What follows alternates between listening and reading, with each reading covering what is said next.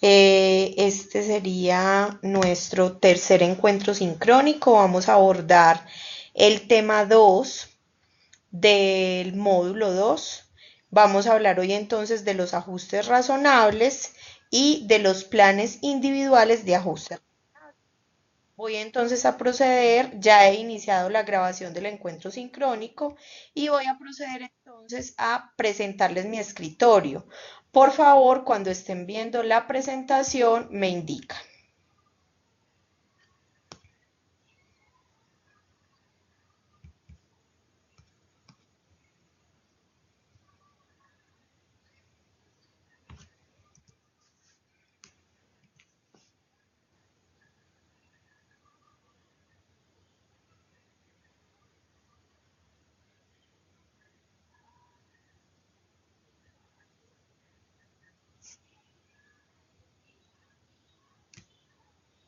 Por favor, me confirman cuando estén viendo la presentación.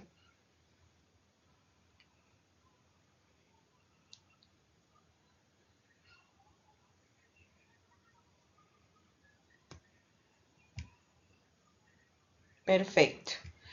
Muy bien, gracias. Entonces les decía que hoy vamos a abordar el tema de ajustes razonables. Al hablar de ajustes razonables, pues necesariamente tendremos que hablar de los elementos que configuran esos ajustes razonables. ¿Por qué razón?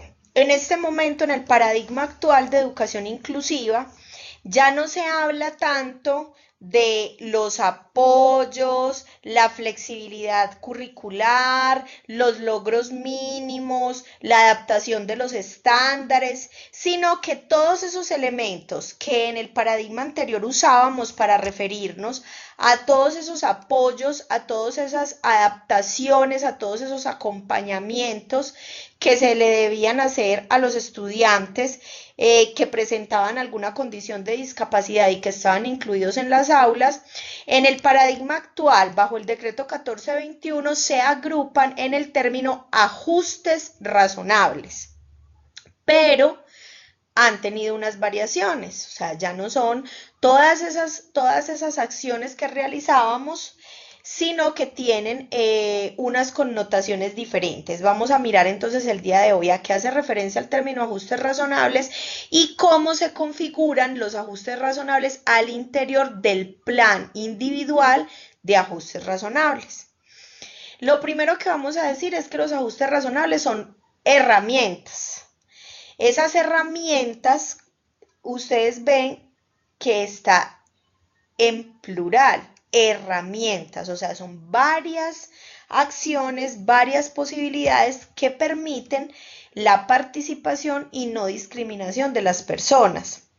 Lo que se busca es ofrecer los acompañamientos y los apoyos de acuerdo a las características de cada estudiante en este caso y que los ajustes razonables sean adaptaciones en los contextos que presentan barreras para la participación de los estudiantes y no son ajustes razonables para que el estudiante cambie y pueda participar.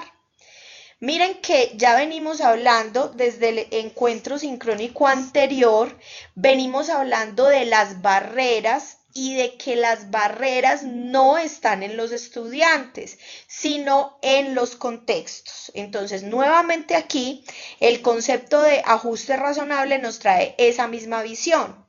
El ajuste se hace al contexto, no al estudiante. Por ejemplo, entonces el estudiante necesita para poder aprender que lo saquemos del aula 2 horas en cada jornada para que él pueda, la profesora o la profesional de apoyo pueda brindarle unas estrategias a él solito para que pueda aprender. O sea, en este momento, esta es otra de las razones por las cuales ya no sacamos a los estudiantes del aula para brindarles atención individual, porque no estamos poniendo el ajuste en el estudiante, porque no estamos adaptando al estudiante, porque lo que hacemos es que analizamos los contextos y a esos contextos es a quienes les hacemos las modificaciones. Luis Cayo, que es un estudioso del tema de educación inclusiva, propone como unos elementos que tienen que ver con los ajustes razonables. El primer elemento es una conducta positiva de actuación para transformar el entorno. Es decir, debemos de ver como un elemento positivo para la inclusión la posibilidad de que los ajustes se den para la transformación del entorno. El segundo elemento es que la transformación se debe dirigir a adaptar y hacer corresponder ese entorno a las necesidades específicas de las personas con discapacidad. Aquí hablamos de un elemento de individualización. Ojo, no es lo mismo decir que nosotros hacemos unas acciones específicas de ajustes razonables para los estudiantes específicamente, a decir que sacamos a los estudiantes del aula para brindar una atención individualizada. Es diferente. En este momento decimos que les hacemos ajustes razonables de acuerdo a sus características, pero al interior de las aulas. El tercer elemento es que los ajustes razonables no pueden significar una carga desproporcionada, obviamente. Si nosotros tenemos, por ejemplo, unas barreras arquitectónicas importantes en la institución y tenemos varios estudiantes que presentan movilidad reducida, pues entonces los ajustes razonables para esos estudiantes con respecto a las barreras que presenta el entorno no pueden ser en un mes la institución va a convertir todas sus escalas en rampas para que los estudiantes puedan acceder, porque ese no sería un elemento de ajuste razonable, sería una carga desproporcionada para la institución. Por ejemplo, un ajuste razonable para los estudiantes que presentan movilidad reducida, para las barreras que encuentran los estudiantes con movilidad reducida, es que todos los cursos que esos estudiantes vean o que los grados en los que esos estudiantes se encuentren estén en la planta baja de la institución. En ese sentido, es que decimos que los ajustes razonables no deben significar una carga desproporcionada. El cuarto elemento es que la finalidad está dirigida a facilitar la accesibilidad y la participación de las personas con discapacidad.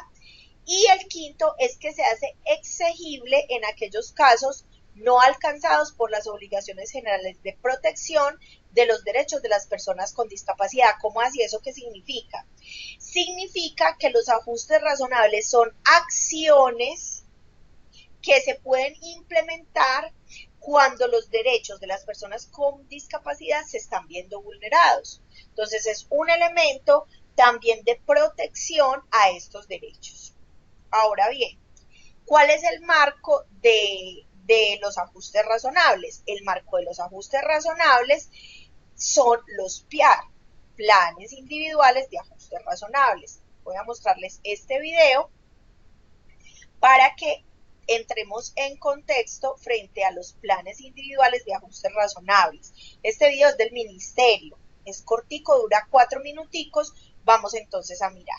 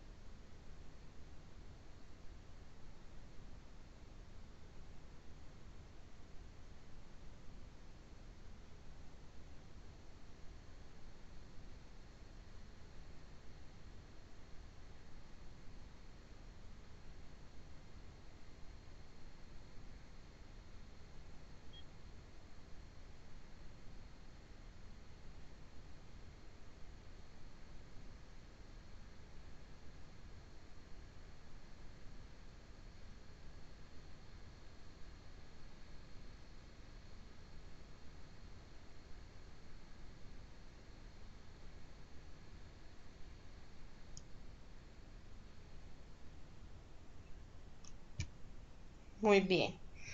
Ese video entonces nos da los puntos claves del PIAR. Es muy importante que tengamos clara la definición del PIAR del decreto 1421. Ellos dicen que los PIAR, planes individuales de ajustes razonables, son la herramienta utilizada para garantizar los procesos de enseñanza y aprendizaje de los estudiantes, basados en la valoración pedagógica y social que incluye los apoyos y ajustes razonables requeridos, entre ellos los curriculares, de infraestructura y todos los demás necesarios para garantizar el aprendizaje, la participación, la permanencia y promoción. Aquí es muy importante que tengamos en cuenta algo con respecto a los PIAR y que está en el video. Ese video es muy rico que se lo muestren a los profes de aula, que se lo muestren a los rectores, a los coordinadores, porque primero es el video oficial del Ministerio de Educación frente a los planes individuales de ajuste razonable. Segundo, deja unos elementos muy claros.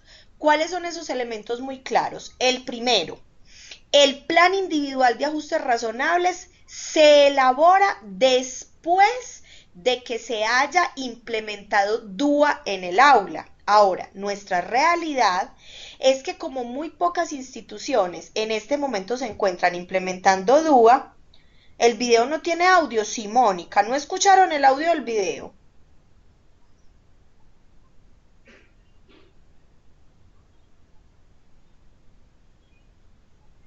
¿Solamente Mónica no escuchó o nadie escuchó el audio del video?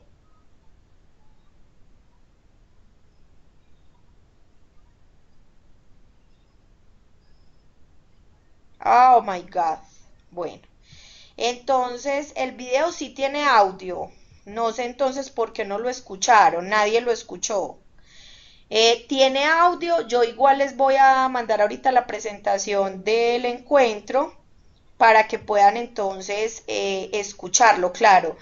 Tiene audio, tiene subtítulo, o sea, el video es accesible, tiene audio y tiene subtítulo. Lo que decían los subtítulos era lo que decía la voz, una voz femenina. Entonces, para que se lo compartan a toda la comunidad educativa. Entonces, lo primero que decía el video es que los planes individuales de ajustes razonables surgen después de que se ha realizado la planeación del aula a través del DUA. Esa es una realidad, o sea, nosotros empezamos al revés, y es que ya algunas instituciones están haciendo PIAR sin haber implementado DUA en el aula. ¿Cuál es la idea? La idea es que al implementar DUA en el aula, ¿por qué empezamos? O sea, ya vimos DUA y ahora vemos PIAR. ¿Por qué? Porque ese es el orden lógico, de acuerdo al decreto. Primero los docentes planean con DUA y luego de que planeen con DUA se le hará PIAR solo a aquellos estudiantes que aún con las estrategias de planeación de aula desde el DUA continúen requiriendo ajustes razonables para su proceso de aprendizaje. Entonces, ¿qué pasa? Por ejemplo, en otros países como España, que ya se ha implementado el DUA y se ha generalizado casi a todas las instituciones, pues se reduce significativamente la cantidad de estudiantes a los que hay que hacerles PIAR, porque lo que busca el DUA precisamente es garantizar que la mayor cantidad de estudiantes puedan beneficiarse del proceso de aprendizaje. Entonces, es importante que tengamos eso en cuenta. Y al final del video, ¿por qué les digo que se lo muestren a los profes de aula, a los rectores, a los coordinadores? Porque al final del video dice, ¿quién lidera el PIAR? ¿Quién lidera la elaboración del PIAR? La elaboración del PIAR la lidera el docente de aula, con acompañamiento del docente de apoyo, de los directivos docentes, de los padres de familia y de la comunidad educativa en general. Entonces también es empezar a entregar esa corresponsabilidad del proceso a los docentes de aula, porque son ellos los protagonistas de liderar estos elementos. En los PIAR debemos de tener en cuenta, en el primer momento hay un análisis de las condiciones, características, necesidades y potencialidades de cada estudiante. Luego hay un consolidado de estrategias de acompañamiento y seguimiento. Luego hay unos compromisos de participación de la comunidad educativa, en este caso a qué se compromete la institución educativa, docentes, directivos docentes, a qué se comprometen los padres de familia. Y finalmente hay una construcción colectiva que pone la corresponsabilidad en cada uno de los actores del proceso. Y obviamente en ese acompañamiento que cada uno debe dar para los niños con discapacidad o los niños que presentan alguna condición de vulnerabilidad. Ojo, no es que el docente de apoyo hace el PIAR y luego se lo muestra al docente de aula. A los que llevamos ya 5 o 6 años en el servicio de apoyo pedagógico, sabemos que anteriormente usábamos una estrategia que se llamaba planes personalizados de aula.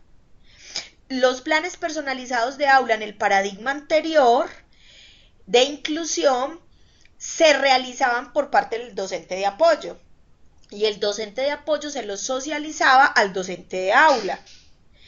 Hoy ya no existen esos planes personalizados de apoyo o esos planes personalizados de aula, sino que existen los planes individuales de ajustes razonables, pero no es bajo el mismo esquema de que lo haga el docente de apoyo y se lo socialice al docente de aula, sino que lo lidera el docente de aula y lo hacen todos en conjunto. Es importante entonces, para que vayamos cerrando esta parte conceptual, lo primero que hablamos y se habla en el video es que el PIAR o los PIAR son un complemento a las acciones realizadas a través de la aplicación de los principios del DUA. ¿Listo? Entonces, lo que les decía ahorita, ¿se le tiene que hacer PIAR a todos los estudiantes con discapacidad de la institución? No. Se le tiene que hacer PIAR a aquellos estudiantes que después de que el docente aplique DUA en el aula, continúen requiriendo ajustes para su proceso de aprendizaje. Ojo, pero si los docentes no planean de acuerdo al DUA, entonces, ¿qué hay que hacer? Entonces, lo primero que hay que hacer, ya nosotros empezamos al revés, y es que empezamos haciéndole PIAR a los estudiantes sin aplicar el DUA. Lo que debemos hacer es fortalecer la planeación a través del DUA y luego mirar cuáles estudiantes requieren PIAR. Lo segundo, los PIAR se constituyen en herramientas de apoyo a la gestión inclusiva que deben elaborarse para todos los estudiantes que requieren ajustes para su permanencia, aprendizaje y promoción en el sistema educativo. Pero ojo, los PIAR no son formatos de flexibilidad curricular en los cuales ponemos los logros mínimos que el estudiante va a alcanzar y modificamos los estándares. A propósito, tenemos un encuentro pendiente para hablar del tema de los estándares, pero les voy adelantando, el estándar no cambia, el estándar no se ajusta, porque el estándar, como su nombre lo dice, es estándar. ¿Qué pasa? El Ministerio de Educación Nacional propone un estándar para lograr, por ejemplo, de primero a tercero. Lo que se debe hacer es que los docentes son autónomos para identificar cuáles son esos logros que va a tener ese estudiante en particular para alcanzar el estándar que es general. Entonces, ojo, el PIAR no es un formato de adaptaciones a los estándares, porque ya no estamos realizando adaptaciones a los estándares. Estamos planteando la identificación de barreras en el contexto para eliminarlas y poder garantizar el aprendizaje. Como tercer consideración importante sobre el PIAR no es un formato para recolectar la historia escolar del estudiante.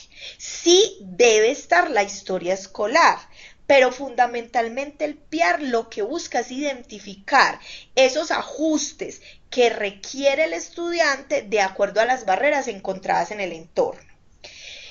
Como cuarto elemento, el PIAR debe ser una construcción de la comunidad educativa, ya lo hablamos, donde participan familias, docentes de aula, orientadores, directivos docentes, profesionales de apoyo y los mismos estudiantes. Es muy importante que a los estudiantes se les tenga en cuenta en la construcción de su PIAR. El quinto elemento es que el PIAR debe contener los apoyos y ajustes específicos, ya sea de infraestructura, curriculares, en la evaluación, entre otros, que requiera el estudiante para garantizar su proceso. El PIAR debe estar articulado con los principios del DUA que están en la planeación del aula y con los planes de mejoramiento institucional. Debe realizarse de forma anual. Es decir, en el primer trimestre del año escolar se realiza el PIAR y se debe de hacer seguimiento en cada periodo académico. Y finalmente, en el PIAR deben quedar explícitas las estrategias que ese estudiante va a tener para la evaluación. ¿Cómo se va a evaluar? ¿Bajo qué elementos se va a evaluar? Si es un estudiante, por ejemplo, que no cuenta con lenguaje verbal, que su comunicación es a través de imágenes, entonces en el PIAR de ese estudiante debe quedar claramente establecido que la evaluación de ese estudiante se realizará a través de imágenes o pictogramas, o que se realizará a través de escritura por medio del computador, dependiendo de las características del estudiante. Vamos a mirar un ejemplo de PIAR. Este ejemplo,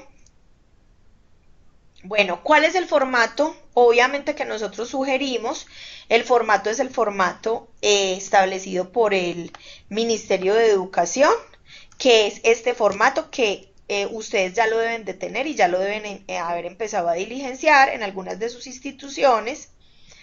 Es un formato que tiene entonces en primer momento la identificación general del estudiante, su nombre, edad, lugar de nacimiento, luego algunos temas de salud, qué EPS tiene, cuál es su diagnóstico médico, si está asistiendo a alguna terapia, luego todo el tema del entorno del hogar, nombres de los padres, ocupación, nivel escolar, si tiene hermanos, qué lugar ocupa en la familia, quiénes lo apoyan, en fin.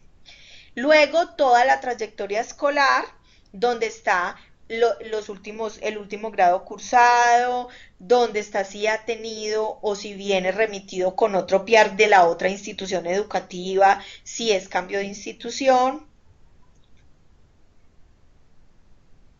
Luego, la información de la institución educativa en la que se matricula.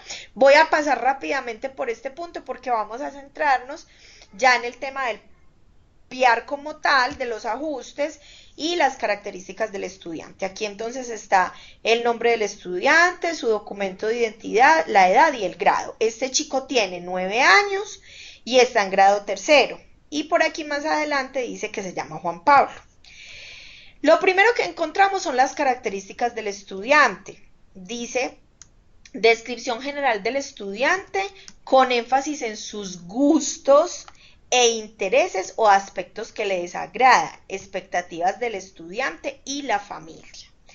Entonces aquí, en este ejemplo, que fue realizado en una institución educativa en Medellín, en este ejemplo entonces inician describiendo la familia. Hijo único de familia monoparental, compuesta por la mamá y él.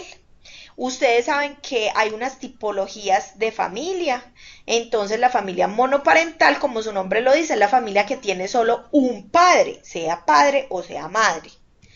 Compuesta por la mamá y él.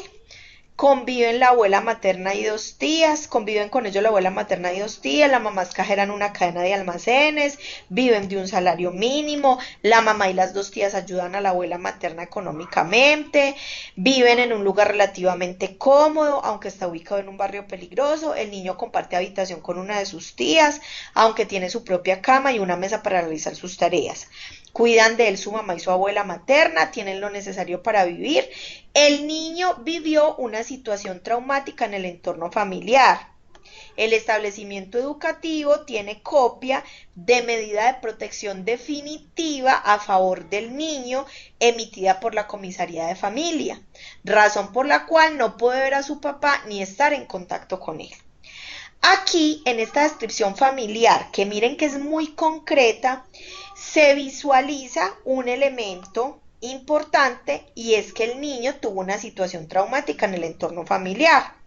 Aquí no hay una descripción profunda, pero ya aquí podemos estar resaltando un elemento que nos puede indicar algunas cosas frente al proceso de aprendizaje del estudiante. Luego aquí hay una descripción de lo que los docentes observan de él. Los maestros de todas las áreas y el docente de apoyo observan en Juan Pablo fortalezas en procesos de razonamiento, memoria, habilidades de lectura, escritura, lenguaje y comunicación.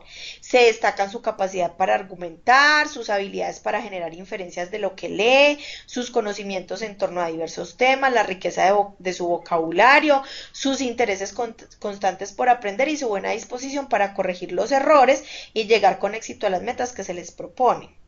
Los maestros perciben limitaciones en sus procesos de atención y en sus funciones ejecutivas. En cuanto a la atención, todos notan que se distrae fácilmente, le cuesta retomar las tareas cuando se dispersa y no logra estar concentrado en una actividad de ciclo largo. Después de un tiempo de 15 a 20 minutos, pareciera estar en otro mundo. Si toma nota, se pierde de lo que el profesor dice y debe repetirle constantemente ciertas instrucciones. En cuanto a funciones ejecutivas, han notado que le cuesta planificar las actividades escolares y vuelve al colegio sin la mayoría de las tareas, pues algunas le consumen demasiado tiempo. Aunque comprende bien lo que debe hacer, se irrita fácilmente ante los cambios. Juan Pablo, pues aquí ya nos dicen que se llama Juan Pablo, es un estudiante de grado tercero de primaria, brillante e inteligente, con habilidades destacadas en lo académico. Se resaltan su capacidad de argumentar, entonces aquí vuelven y dicen esas habilidades académicas. Y dicen, hace un año vivió un evento traumático de carácter familiar que ha desencadenado en él dificultades emocionales, disminución de su autoestima, dificultades para relacionarse, temor a la figura adulta masculina, problemas de sueño y de control de esfínteres que afectan su proceso de aprendizaje. Aquí hay un elemento también importante del análisis del contexto. Tiene dificultades para concentrarse y para planificar, organizar sus actividades a raíz de la situación que vivió, no quiere interactuar con otros y prefiere estar solo. Actualmente recibe apoyo terapéutico especializado, se espera que el trabajo mancomunado entre el colegio, la familia y los apoyos que recibe fuera del establecimiento ayuden a Juan Pablo a reelaborar la situación traumática que vivió, de modo que pueda elevar su calidad de vida y su bienestar general. Esta ya es entonces una descripción de esos elementos de habilidades y debilidades o fortalezas y debilidades que los docentes encuentran y al final una descripción de los apoyos que el estudiante está recibiendo. Luego se hace una descripción en términos de lo que se hace, puede hacer o requiere apoyo para favorecer su proceso educativo. Volvemos entonces aquí a repetir lo que los docentes ya observaron, y es que Juan Pablo tiene fortalezas en razonamiento, habilidades de lectura, escritura, Aquí hay un elemento que llama la atención y es el que ya resaltamos arriba. En cuanto a la atención, todos notan que se distrae fácilmente, le cuesta retomar las tareas cuando se dispersa y no logra estar concentrados en actividades de ciclo largo. En clase, después de un tiempo de 15 o a 20 minutos, pareciera en otro mundo. Si toma notas, se pierde lo que el profesor dice y deben repetirle constantemente ciertas instrucciones que suponen cadenas largas de acciones. Por ello, no logra terminar los escritos que se le piden, en especial en el área del lenguaje. Importante. En cuanto a funciones ejecutivas, han notado que le cuesta planificar las actividades escolares y vuelve al colegio sin la mayoría de las tareas, Sus necesidades se centran en apoyo emocional y en general adaptaciones para que sus dificultades de atención y planificación y organización de actividades no afecten mayormente su aprendizaje. Muy bien. Entonces, esta es la descripción que se hace de Juan Pablo, desde su contexto familiar, sus fortalezas y sus características académicas. Si ustedes notan, es una descripción concreta pero clara. Ahora vamos al tema ya de los ajustes razonables como tal. Como ustedes vieron aquí arriba, resalté dos cosas. El área del lenguaje en el cual se ve que no logra terminar los escritos que se le piden, especialmente en el área del lenguaje, y han notado que le cuesta planificar las actividades escolares. En ese sentido, vamos entonces al momento de los ajustes razonables como tal. Este elemento tiene las áreas, matemáticas, ciencias, lenguaje, y al final unas áreas transversales que son la de convivencia, socialización, participación, autonomía y autocontrol. Como arriba ya resaltamos que la dificultad de él se le está presentando en el área del lenguaje por el tema de que no escribe por la atención. Entonces recuerden que lo primero es, vamos a mirar cuáles son los elementos, los estándares básicos de competencia o los derechos básicos de aprendizaje del primer trimestre. En el caso del área del lenguaje, el estándar es: produzco textos escritos que responden a diversas necesidades comunicativas, ¿cierto? Aquí, profes, es muy importante que tengamos en cuenta algo. El estándar no se cambia, pero las formas o los objetivos que el docente va a plantear para que los estudiantes lleguen a ese estándar sí pueden variar de un estudiante a otro. Entonces, es muy importante que tengamos en cuenta esto. Produzco textos escritos que responden a diversas necesidades comunicativas. No cambia, nunca cambia, porque es el estándar de competencia. Ahora, cuando dicen produzco textos escritos, no dice produzco textos escritos bajo escritura convencional. No dice, ¿cierto? Entonces, textos escritos pueden ser en imágenes, en iconos, en pictogramas, ¿cierto? Entonces, aquí se va abriendo un abanico de posibilidades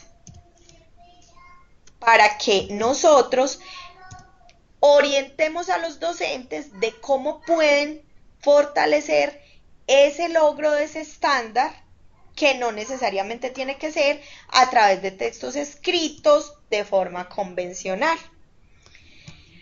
La segunda columna dice barreras que se evidencian en el contexto sobre las que se deben trabajar. Ojo, aquí no aparecen cosas como barreras, porque vi un piar así, les voy a contar, vi un piar así, barreras. El estudiante no se concentra. Importante que lo tengan en cuenta porque sé que tienen piar de estos en sus instituciones. El estudiante no se concentra, el estudiante no realiza las tareas. El estudiante sufrió una situación traumática. Ojo, estos no son barreras que deban ir en esta columna. ¿Por qué? Porque las barreras no están en el estudiante. El estudiante tiene unas condiciones. Alejandro, vamos a leer el aporte de Alejandro. ¿Qué pasó, Alejandro? ¿En serio qué? ¿Lo de que he visto piar que dicen eso?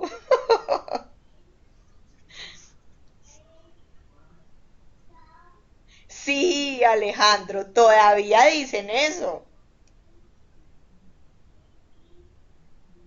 Justo la semana pasada vi uno que decía eso y estoy segura de que todavía en muchas instituciones seguimos haciéndolo de esa forma. Entonces lo importante es que aprendamos y transformemos esa práctica. Entonces, esto no va, o sea, esto no es pertinente en un PR, porque entonces miren, el estudiante no se concentra, el estudiante no realiza las tareas, no. Acuérdense que las barreras son metodológicas, actitudinales y físicas. Entonces, ¿cuál es el elemento que nos hace analizar la barrera? Eso es distinto. ¿Cuál es el elemento que presenta el estudiante o cuál es la característica que presenta el estudiante? Que el estudiante evidentemente no se concentra o no tiene unos periodos largos de concentración y que por ello no logra terminar los escritos. En ese sentido,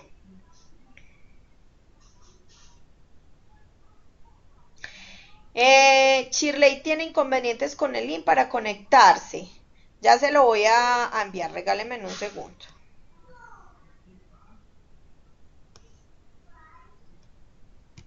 ¿Y qué será lo que le pasa? Sandra, dile por favor que intente con otro navegador.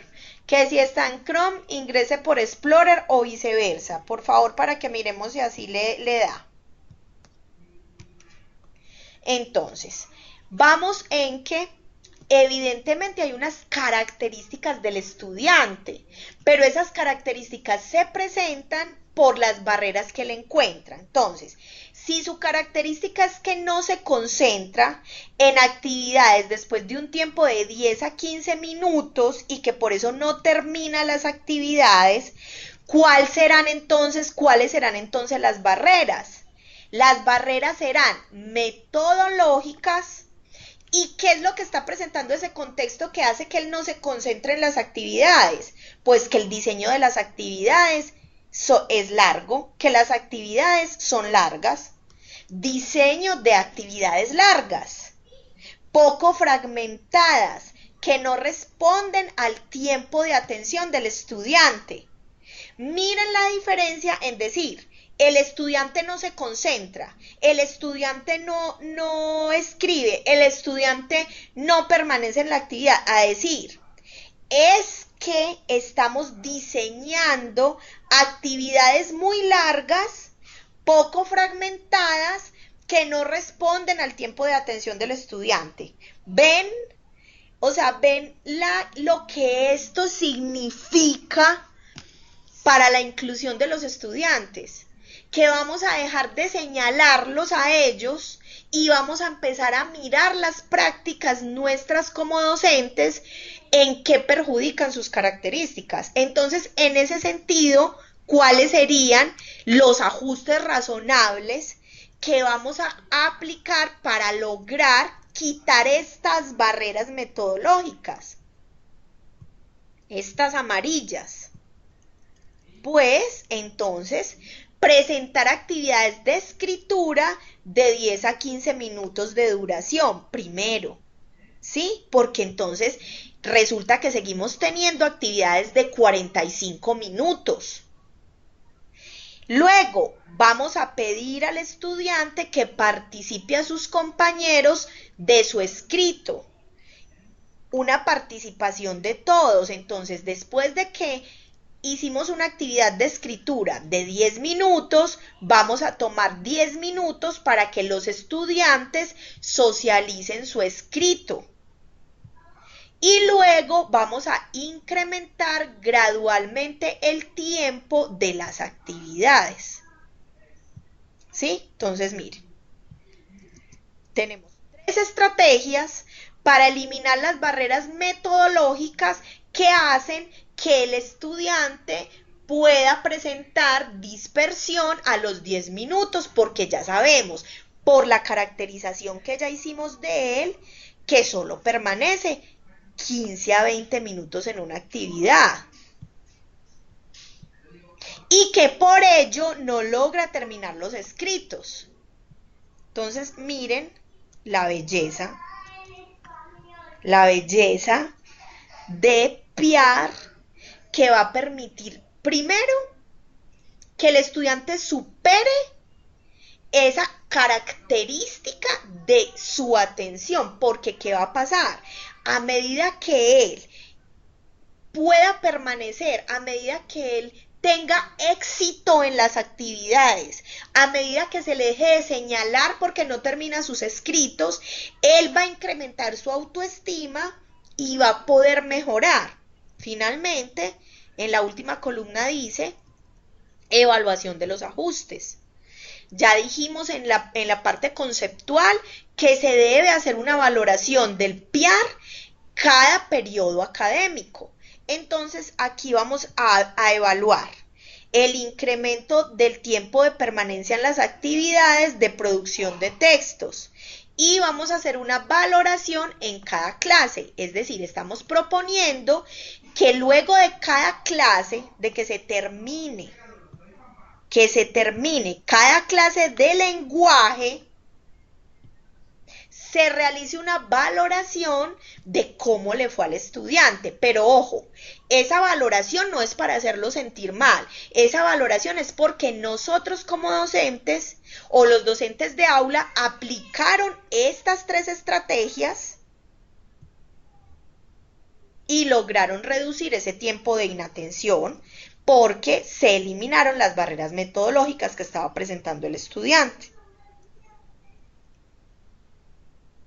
Ahora, eso en el área del lenguaje, que es en la que el estudiante está presentando la alteración debido a sus características. Ahora bien, hay unos elementos en las áreas transversales, ¿sí? Que tienen que ver con el tema de que el estudiante tenga unas dificultades en disponerse a los retos de aprendizaje. Entonces, ¿qué se va a proponer aquí? Se propone la barrera que se analiza, la barrera metodológica, y volvemos a lo mismo, desarrollo de actividades que no son acordes a las habilidades del estudiante.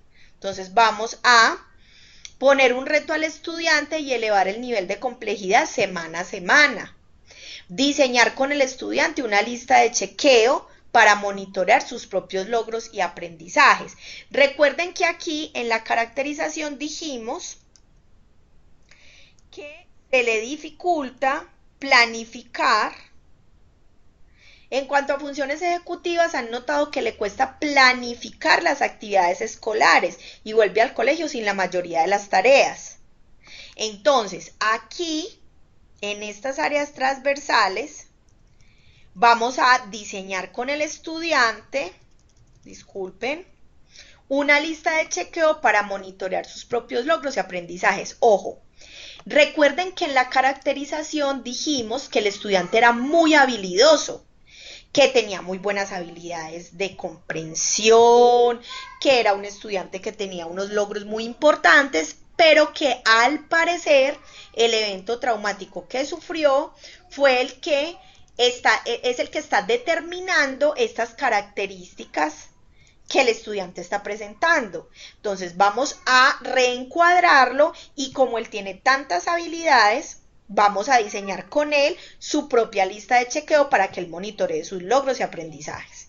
Y pues la valoración o el seguimiento va a ser en cuanto a que el estudiante monitorea su propio aprendizaje y establece acciones de mejora y recuperación.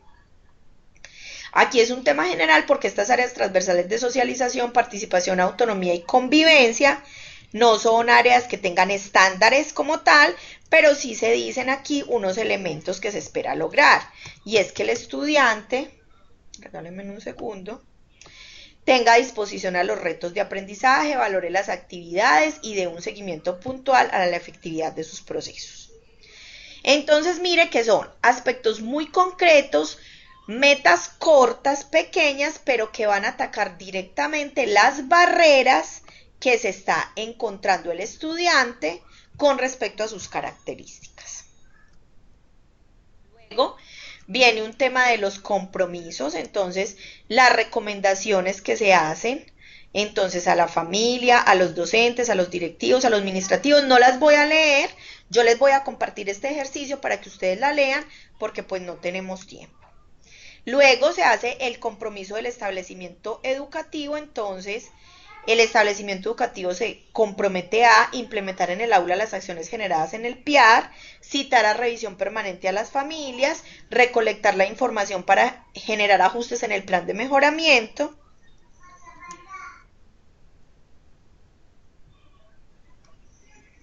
Y pues los otros aspectos que tienen que ver con el compromiso de las partes. Luego, el apoyo que se va a recibir en casa para alcanzar estas metas, organización del horario de estudio, organización del espacio físico, acompañamiento.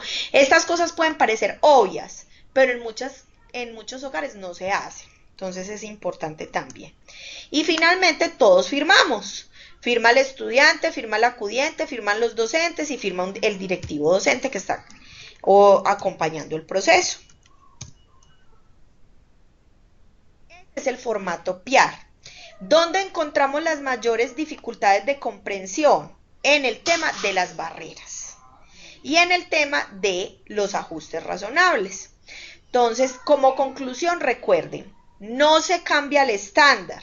Lo que se puede cambiar son los pasos u objetivos que se van a lograr que se van a llevar a cabo para lograr el estándar. Recuerden que estos estándares son, en este caso, este es de primero a tercero, ¿sí? Y que el ministerio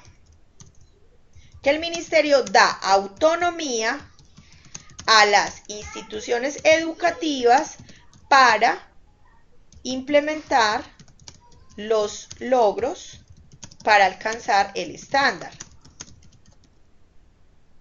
Y que el estándar es flexible en términos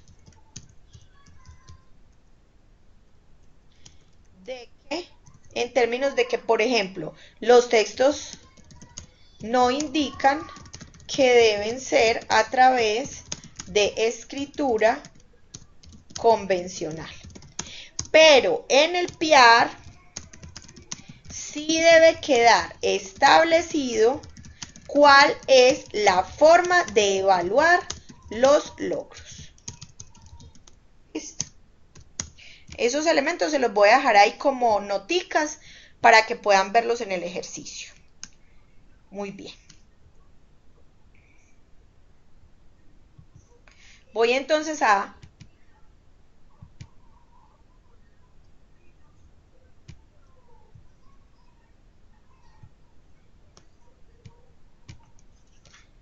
recordarles entonces cuáles son las dos actividades de esta unidad, ya para pasar a las preguntas.